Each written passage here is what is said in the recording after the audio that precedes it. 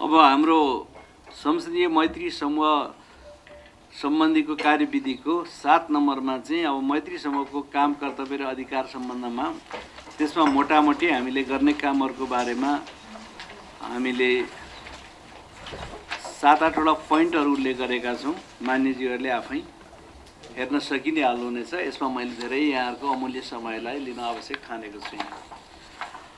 अब यहाँहरू सबैको आफ्नो आफ्नो समूहको नामहरू प्राप्त गर्नुभएकै होला। प्राप्त गर्न केही बाँकी छ भनेदेखि आफ्नो समूहमा को मान्यज्यूहरू हुन्छ भन्ने कुरा हाम्रो अन्तर्राष्ट्रिय सम्पर्क तथा समन्वय महाशाखा छ। त्यो महाशाखाको बबिता मिश्रजी अब यही हुनुहुन्छ। उहाँले उपलब्ध गराउने ओर्ने कामहरू गर्नुहुन्छ। त्यो मार्फत तपाईँहरूले लिनु नै होला। अब खास गरिकन संयोजकको भूमिका संसदीय प्राय सबै गतिविधिहरूमा बढी देखिन्छ। मैले यहाँहरूलाई प्रश्न भन्दाखेरि सभामुखको बाहेक अरू ठाउँमा चाहिँ अब समितिमा चाहिँ संयोजक अथवा सभापतिहरूको भूमिका नै बढी प्रभावकारी देखिएको छ। मैले सभामुखको बाहेक भनेको के हो भने सभामुखका मात्रै प्रयत्नले यहाँ चाहिँ धेरै गति वा अगति हुन सकिरहेको छैन। बाँकी भनेको सभापतिहरूको प्रयत्नले धेरै कुराहरू भएको नभएको पनि मलाई फिल भएको कुरा मैले यहाँहरूलाई अलिकति साटेको मात्रै हो, सेयर गरेको मात्रै हो।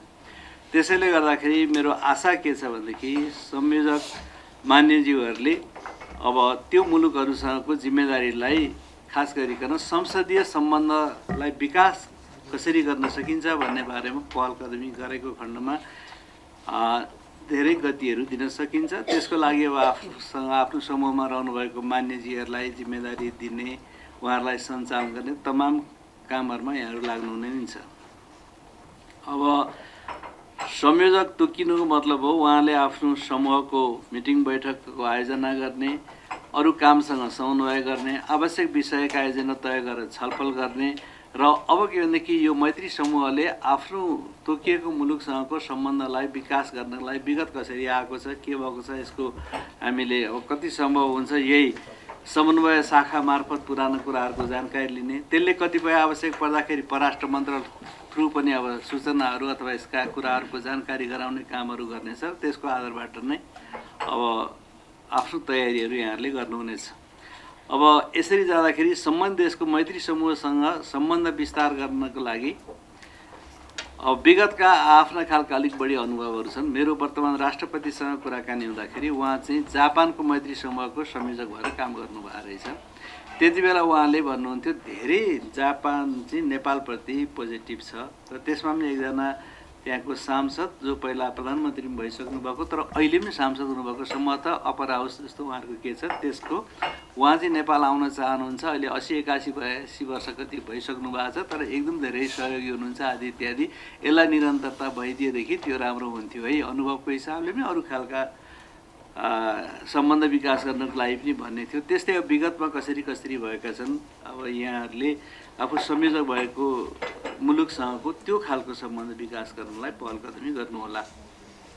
अब मुख्य गरिकन हाम्रो भनेको चाहिँ सम्बन्ध विस्तार गर्नको लागि के गर्न सकिन्छ त्यो कुराहरू गर्ने, अन्तर्क्रिया र छलफलहरूको आयोजना गर्न सकिन्छ। कतिपय अहिले त बाहिर यो उसबाटै पनि गर्न सकिन्छ, भर्चुअल माध्यमबाट पनि गर्न सकिन्छ।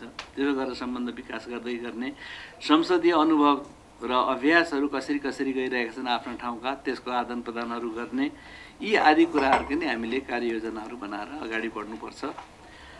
अब खास गरिकन दुईटा संसदहरूको बिचको सम्बन्धलाई लिएर आवश्यकता अनुसार अब हामीले परराष्ट्रसँग समन्वय गर्ने, त्यसको जानकारीमै गर्ने यी सबै कुराहरू। त्यसमा पनि अब हाम्रो यो अन्तर्राष्ट्रिय सम्पर्क तथा समन्वय महाशाखा थ्रु नै गर्ने, तर उनीहरूसँग चाहिँ तालिम, सेमिनार, गोष्ठी आदि जस्ता कार्यक्रमहरू पनि कतिपय बेलामा हाम्रो स्थितिले साथ दिएसम्म गरेर लाभान्वित हुन सकिन्छ भने अब दुईटा संसदहरूको बिचमा भ्रमणका कार्यक्रमहरू पनि बनाउन सकिन्छ। योदेखि लिएर अब यस्ता थुप्रै कुराहरू गर्न सकिन्छ जुन कुराहरूको माध्यमबाट बिस्तारै अब पिपुल्स टु पिपुल्स पनि सम्पर्क विस्तार गर्ने आदि माध्यमहरू हुन्छन्। अब तर यी सबै कुराहरू गर्ने कुराहरूको निकै महत्त्वपूर्ण कुराहरू चाहिँ बजेटमाथि भर पर्छ र अलिकति धनी मुलुकका अथवा अलिक संसद बलियो भएका, आर्थिक रूपबाट पनि बलियो भएका, अरू हिसाबले पनि बलियो भएका मुलुकहरूको अलिक सहज छ। अब हाम्रा कतिपय कारणले यी कुराहरू अलिक मिलाउन नसकेको, नजानेको, अलिक समझदारी विकास पनि नभएको वा के कारणले यी पक्ष हाम्रा अलिक कमजोर छन्। यी कमजोर पक्षलाई पनि हामीले अलिक बलियो बनाउनुपर्छ। एउटा सानो मात्रै मैले यहाँलाई उदाहरण सेयर गरौँ। जापानको एउटा टिम आएको थियो। त्यो टिम चाहिँ यहाँ आफ्नै ढङ्गबाट आयो भन्नाले आफ्नै खर्चमा आयो, आफ्नै खर्चमा फर्केर गयो। एउटा भेटघाट त हामीले चलाउँ भनेर भन्दाखेरि एउटा उनीहरूलाई चाहिँ लन्च वा डिनर केही त दिनु राम्रो हुन्छ भन्दाखेरि पनि हामीले त्यो गर्न नसक्ने स्थितिमा हामी धेरै टाउको कन्याइसकेपछि ल एउटा डिनर होइन लन्च गऱ्यौँ क्या, लन्च एउटा लन्च चाहिँ दिएर पठाउँ भने त्यो पनि हाम्रो लागि भारी भएको स्थिति छ। अहिले बजेटको स्थिति के छ भने यो मैत्री समूहको लागि जम्मी यो वर्षभरिको बजेट यी 44वटा समूहको, चाहे विदेश भ्रमण, चाहे यहाँ आउँदाको चियापानी, चाहे जे होस्, 5 लाख छुट्टिएको स्थिति छ। 5 लाखभित्र अस्ति कति त त्यही उसमा पनि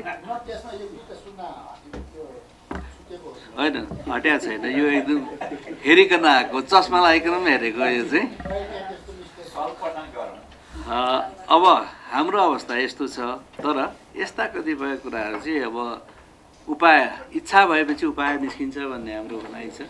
त्यो इच्छाले अब पक्कै पनि यत्रो शक्ति लागेपछि यो समूह यहाँ बसेर चाहिँ बल जोडहरू गरिसकेपछि यी यसका उपायहरू पनि निस्किन सुरुवात भएको छ। धेरै अनुभव, धेरै प्रभाव, के भन्छ नलेज, यो सृजनात्मकता भएका मान्यज्यूहरू पनि हामी छौँ। त यसो भइसकेपछि अहिलेको यस्तो यो हाम्रो कमजोर स्थिति प्रस्तुत गरे पनि अब हामी केही समय पछाडि बलियो हुँदै जानेछौँ। अब 2 वर्ष करिब हाम्रो कार्यकाल सकिएको स्थिति छ। अब मोटामोटी 3 वर्षको कार्यकाल छ। 3 वर्षमा अब हामीले अलिक राम्ररी कामको गति लिएर अगाडि बढ्न प्रयत्न गरेको खण्डमा अब यी 44मा अहिले हाम्रो कति 41 मुलुकमा चाहिँ अब हाम्रो अहिले बनिसक्यो। अब 3टा मात्र बाँकी छ। अब यी बनेका मुलुकहरूमा धेरै गति आउनेछ र आज मलाई धेरै उत्साह र खुसी के लागेको छ भने हाम्रो ठुलो प्रचार अथवा एउटा भोगिरहेको भोगाई स्थिति के छ, हाम्रा कुनै पनि समितिका बैठकहरू, खास गरिकन अब हाम्रो संसदीय समितिका विधेयकमाथि छलफल गर्नुपर्ने बैठकहरू कोरमको अभावमा विषयमा प्रवेश गर्न नसकेका सूचनाहरू बाहिर धेरै जाने। त्यस्तो बेलामा पनि आज यो मैत्री समूह गठनको एउटा जानकारीहरू राखेर र सानो परिचयात्मक कार्यक्रमहरू गरेर चाहिँ अगाडि बढाउन भन्दाखेरि कार्यक्षेत्रमा रहनुभएको, दूरदराज गाउँमा जानुभएको मान्यहरू पनि हामी आइपुग्छौँ भन्नुभयो। मलाई 3 जना मान्यले अलिकति ढिलो हुन्छ होला तर हामी आइपुग्ने कोसिस गर्छौँ। इन केस त्यस्तो अब मैले भने यो आधी घन्टाभन्दा बढी त चल्दैन। यसो परिचयात्मक मात्रै, ठुलो प्रशिक्षण, ठुलो कुराहरू केही छैन, सुरुवात मात्रै हो भन्दा त्यसो भए त्यही जानकारीको लागि भए पनि हामी सबभर आउने कोसिस गर्छौँ भनेर भन्नुभएको थियो। विराज भक्त श्रेष्ठले पनि भन्नुभएको छ। त्यसै गरेर हाम्रो पदम गिरीले भन्नुभएको छ, आइपुग्नु भएको छैन नि भनेर, हेरे मात्रै हो। अर्को एकजना कसले भन्नुभएको छ। यसैले यो उत्साहजनक के तपाईँ आइसक्नुभयो। अब उत्साहजनक के छ भनेदेखि हाम्रो उपस्थिति, हाम्रो यो जिम्मेदारीप्रतिको मान्यजीहरूको ध्यान राम्रो गएको देख्दाखेरि सम्बन्ध विस्तार विकास गर्ने कुरा पनि राम्रो छ। एउटा कुरा मान्यजीहरूलाई अवसरमा प्रश्न के भनौँ भने हाम्रो विदेश सम्बन्ध विकास गर्ने, खास गरी संसदीय अभ्यास, संसदीय अनुभव आदान प्रदान, संसद मार्फत संसद टु संसदको विकास गर्ने हाम्रो संसदको भूमिकालाई माथि उठाउनको लागि नै यो अपेक्षा गरिएको छ। हाम्रो मान्यजीहरूको विदेश जाने गर्ने कुराहरू अलिक बढी सुनिन्छ तर त्यो संस्थागत एकदम कम भएको छ। दलहरूले पठाएछ कि भन्दाखेरि दलहरूले पनि सभामुखको अनुमतिले गएको हो कि भनेर मलाई धेरै सोध्नुहुन्छ र सभामुखको पनि जानकारीमा प्राय नभएको र केही भएको पनि जानकारी मात्रै भएको, उसले त्यहाँ जानु हुने कि नहुने कि, पठाउने कि नपठाउने कि, पठाउँदाखेरि पनि कस्तो व्यवस्थामा पठाउने, कतिजना पठाउने, यो केही पनि प्लान गर्न नपाइकन एउटा तयारी भएर ल यो त जानुपर्ने हो, यो त स्वीकृति चाहियो भन्ने ढङ्गडा आउने। या त के भने पासपोर्ट, त्यसमा पनि अब कुटनीतिक पासपोर्टको लागि चाहिने कुराहरूको लागि आउने। एकपल्ट कुटनीतिक पासपोर्ट बनाइसकेपछि त्यो कुटनीतिक पासपोर्टलाई उहाँहरूले कसरी प्रयोग गरिरहनु भएको छ भन्ने कुराहरू पनि थाहा नहुने गरी जाने पनि स्थितिहरू रहेको छ र केही समितिहरूको निर्णयले जाने गर्नुभएको छ। र समितिले पनि अब सचिवालयसँग जानकारी र समन्वय र कतिपय त निर्णय र निर्देशन नलिकन जाने स्थितिहरू रहेको छ, जुन कुरा त्यति राम्रो भइरहेको छैन। अहिले पनि अब यसको सम्बन्ध विकास गर्ने हो भनेपछि आफ्नो त्यहाँ सम्बन्ध सम्पर्कलाई कसरी प्रयोग गर्न सकिन्छ त्यो संस्थाकै हितमा गर्ने हो, मैले यसमा लामो भइरहनु पर्दैन। तर त्यहाँ जाने एउटा आधारको रूपबाट मात्रै हेर्ने कुराहरू हुने छैन र हुनुहुन्न भन्ने कुराहरू म राख्न चाहन्छु।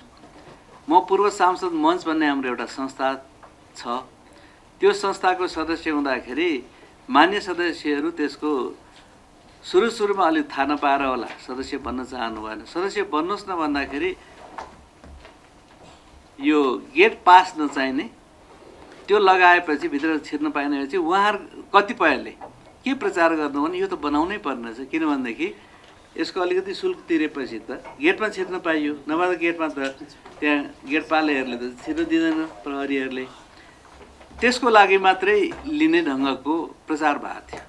त्यसका उद्देश्यलाई साथ पुर्याउने, त्यसमा कमिटेड भएर जाने, यो होइन कि गेट पास चाहिँदैन यो त लिउँ भन्ने थियो। अलिक सुरुको कुरा गरेँ मैले। अहिले त म सजीव जानकारीमा पनि छैन, यद्यपि म त्यसमा अब सल्लाहकारको रूपबाट छु।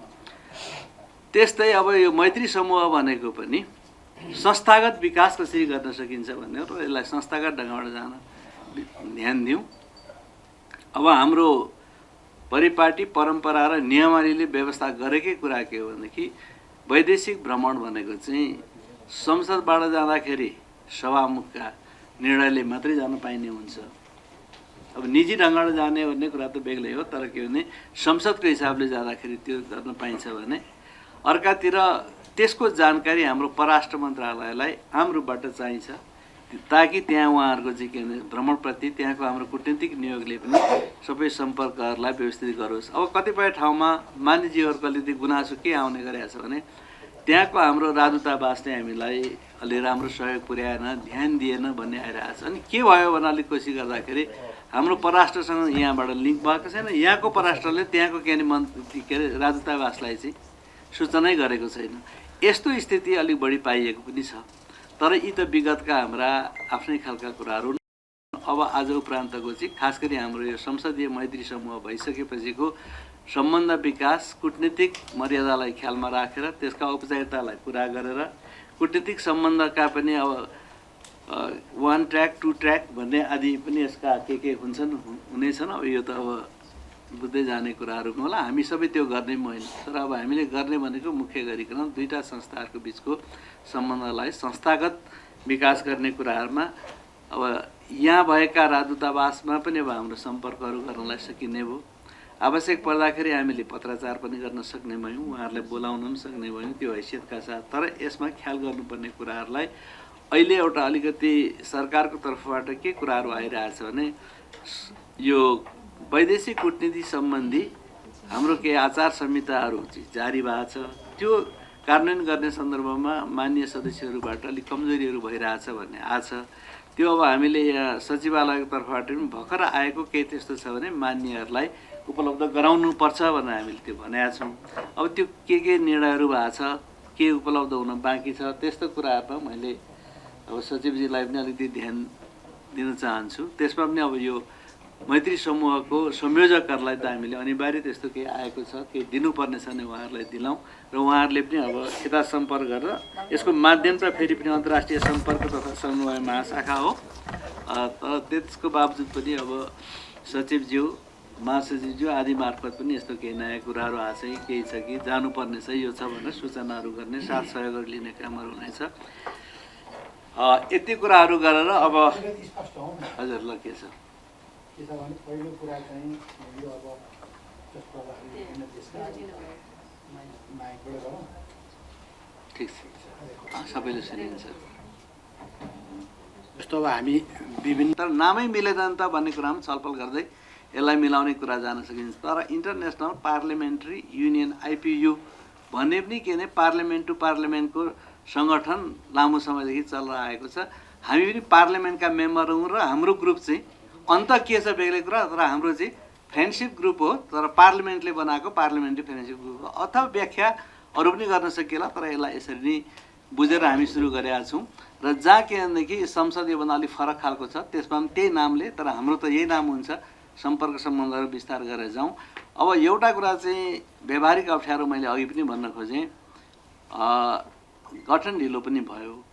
गठन भएपछि गति दिने कुरा त छँदैछ, तर अहिले पनि के आइरहेछ भने अलि मिलेन, म चाहिँ अर्को मुलुकमा बस्दाखेरि अलि मिल्थ्यो भन्ने खालका कुराहरू आइरहेछन् र यस्ता कुराहरू मिलाउने सन्दर्भमा कोही ढिलो छिटो तलमाथि गर्नुपर्ने व्यवहारिक पनि हुनसक्छ, तर सकभर यो भएकोलाई चाहिँ कायम गरेर जाउँ है भन्ने कुराहरू हो।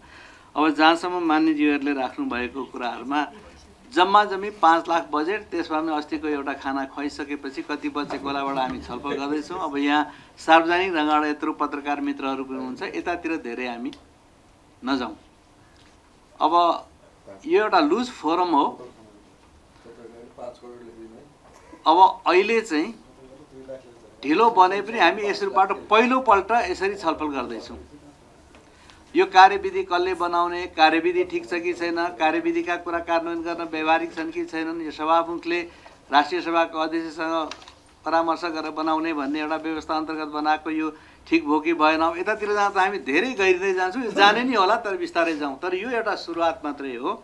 यस्तो बेलामा यो एउटा लुज फोरम हो र लुज फोरम गर्नलाई अब हामीले अहिले 41वटा ग्रुपमा त हामीले बनाइसक्यौँ, अझै 3टा बनाउनु पर्ने अहिलेको तात्कालिक आवश्यकता छ। भोलि यो आवश्यकता कम पनि हुँदै जाला, केही बढाउनु पर्ने पनि होला।